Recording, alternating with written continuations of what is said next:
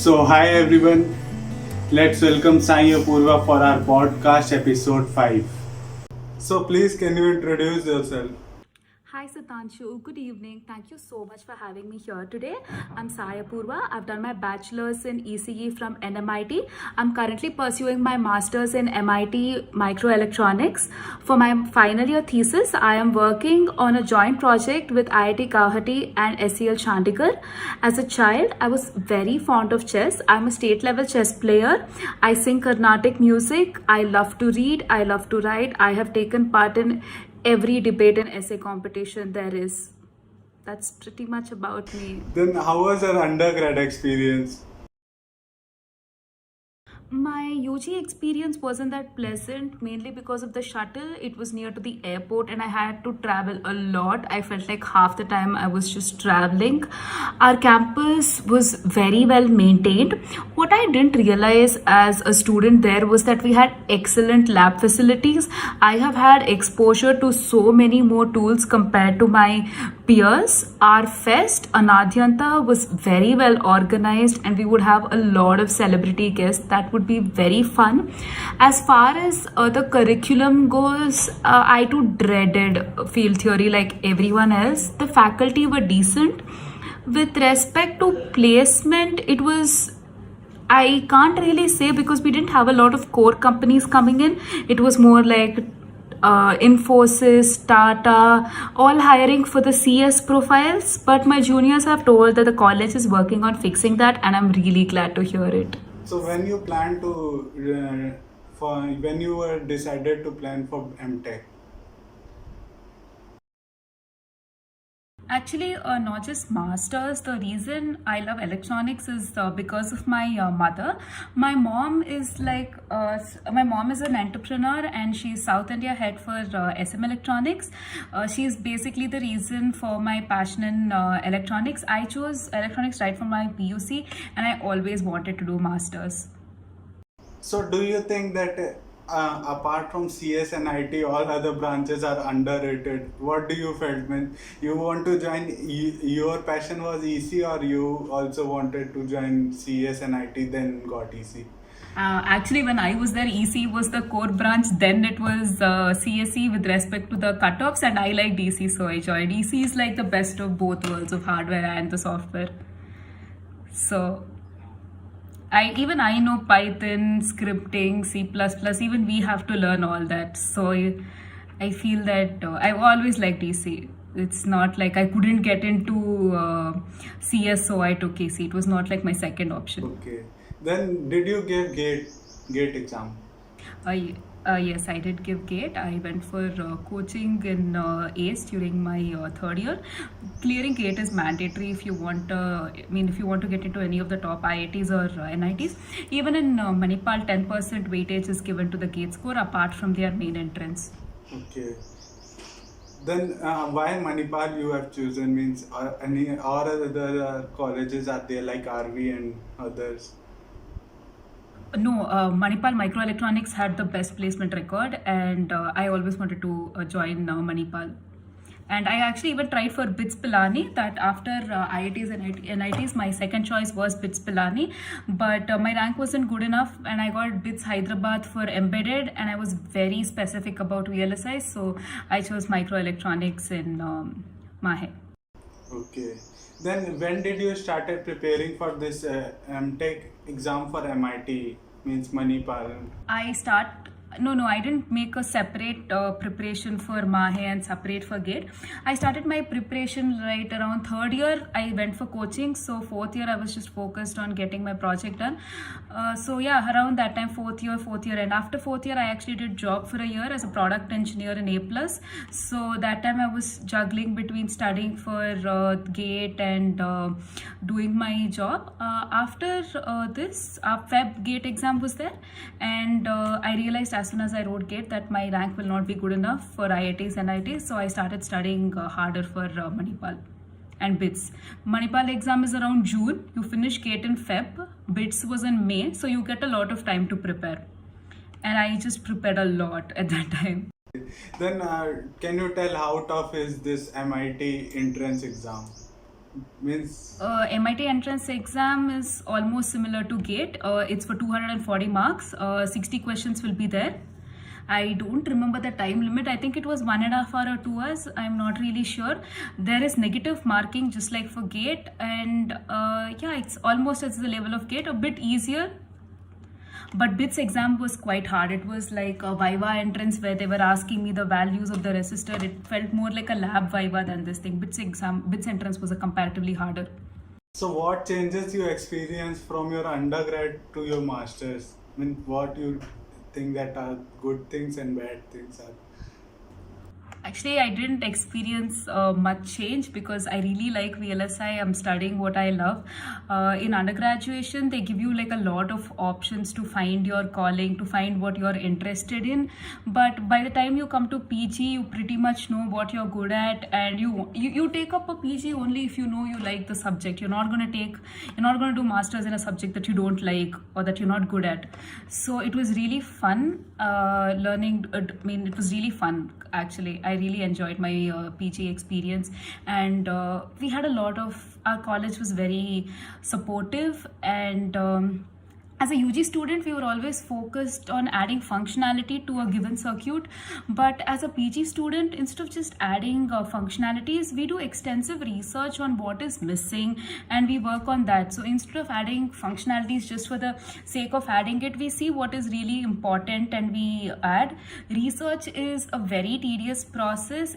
I mean, even I wasn't very fond of research in my UG days. When I first read my IEEE paper, I just couldn't read it. I took like 10 days to finish that 6-page IEEE paper, but as time passed by, I got hang of reading IEEE papers, and it's fun now. It's very enjoyable. So why you think that a UG guy should go for MTech? Means higher studies, why he should go?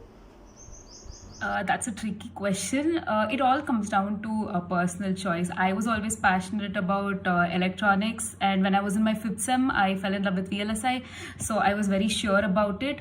But it depends on what you want. If you are doing your master's degree only for getting a better pay or for getting an entry into the semiconductor industry, because as a UG person it's very difficult to get into any of the top product based companies like Intel, Qualcomm, all of them, they ask for a master's. As a UG fresher, there's not much you can do to get into the top companies.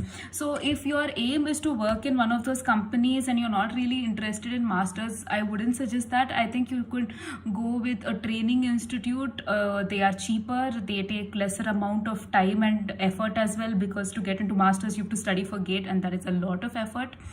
And there are many good training institutes like Maven Silicon, and then RV VLSI, Veda, IIT, Sion Semiconductor. There are many good training centers that you can go. Yeah, I'm saying that's it. If your main interest is to get a job, then I think I would suggest a training experience. If you want a degree, then if you like studying, if you like doing research, if you like it, then only I would suggest you to come here.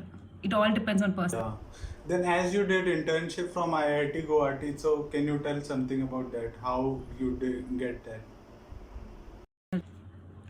So actually, there is this person called as Mr. Kunal Ghosh from VLSI System Design. He keeps conducting internships, and I did one of his 2-month internships, and there I was introduced to Dr. Gaurav Trivedi from IIT Guwahati. And after we were done with our 2-month internship, we had to submit our paper, and depending on our paper and how good it is, and if we are interested or not, we get the opportunity. Then we had a little bit of a screening process, and that's how I got my master's thesis with IIT Guwahati. It was all thanks to Kunal Ghosh sir's internship, because that gave me the platform to approach Gaurav sir. So you personally, means physically went that IIT Guwahati campus for your 2-month internship, or it was virtual? I would no. The 2-month internship was online Okay, itself. okay. Then any experience which you want to share about your internship, means what did you learn? I learned a lot of things. I learned the value of teamwork. I learned the value of having a good manager. Gaurav sir is an excellent manager. He gives us enough time to do things, and if we are not able to do something, his immediate response is not anger or scolding us. He's very supportive of us. He is available to us every time, be it a tool issue or a technical issue. He's very supportive. I am very thankful to been having an amazing guide like sir. And my teammates are also very nice. They are very helpful. Even if we both are stuck at the same problem, and even though my problem is not same as their problem, they still try and solve each other's problem. They are very helpful. Then apart from academics, what are the opportunities if someone go for MTech or undergrad in Manipal gets? Apart from academics means apart from research and like extracurricular and other. Achha, you're asking as an extracurricular. Okay, I don't think anyone will go to PG, but with respect to UG, we have amazing hostel facilities. Our mess food is so good and it is delicious. We have gym inside the campus and outside the campus as well. We have this huge gym called as Marina. It is very beautiful. It's the most beautiful gym I have ever seen. I couldn't work out there because I was just in Manipal for a year, but the gym facility is good. There's a lot of encouragement for sports as well. I personally can't comment on that because I am not involved in sports, nor do I know someone in sports, but there are a lot of there's a space to play. I can't comment on a UG person like who wants to pursue a career in basketball or something else side by side from academics. I can't comment on it. So how you think that placement opportunity has increased? Means when you you completed your UG and when you completed your MTech, what is the difference in placement you are seeing? Okay, as a UG student, it was much easier to find a job because you had a lot of IT jobs that you could go for if you could change your domain. As a PG student, you yourself are picky of jobs, and not much actually. The placement situation is quite bad for both UG and PG, and with COVID, it's little harder. And I have not graduated yet actually. My internship is ending on June 30th. I'll be graduating in July first week or second week. So can you tell us about the placement stats? Means apart from your branch, means CSIT or Okay, I can speak only for my branch. So for us, we are a group of 30 students, and 21 of us have got placed in industrial places. I am in a research internship, and remaining 8 are either in training institutes or they are working in-house. We have got placements from Global Foundries, from Intel, from Synopsys, from AMD, from NVIDIA, and then ST Microelectronics, Nokia. We do have a lot of good internship opportunities, but conversion is totally dependent on your individual performance and luck as well, because the vacancy should be there. Few of my really talented classmates also could not get their conversion because there was no vacancy in the team. So it is a bit of a luck there. Our internships happen in the end of first year. Right now is our placement season for second years, where they call companies and we are giving placement. This is for this is a direct placement, and that was for an internship. then what are your future plans? Means you are interested in research, then you are going to pursue a PhD or I will pursue a job PhD, you- but not right now. I'll just wait a couple of years. Maybe in my 30s, I'll pursue my PhD. But for now, I just want to get industrial exposure. I'm currently looking for a job in the top semiconductor companies or product-based companies. So any tips for the aspirants who are preparing for MIT entrance exam? Revision is really important. You need to be clear on your concepts. Don't cram it. Take your time and do. You cannot crack an entrance exam with a night out. This is not like your BTech subject where you can just night out and finish and pass. It's gonna take more effort than that. You need to revise and you need to be more clear. Even if you leave out a couple of topics, it's fine. Whatever topics you know, study that properly. Because it should not. So apart from GATE, is there any extra effort No, required if for you this are clearing prepared this for MIT GATE, MIT entrance is on the exam? same standard as well. No, means I have seen that KSET PGCET for Karnataka MTech, it syllabus is bit different. I mean, it's two, That- three topics are new That in difference that will always be there. PGCET. Even year to year, the syllabus keeps changing.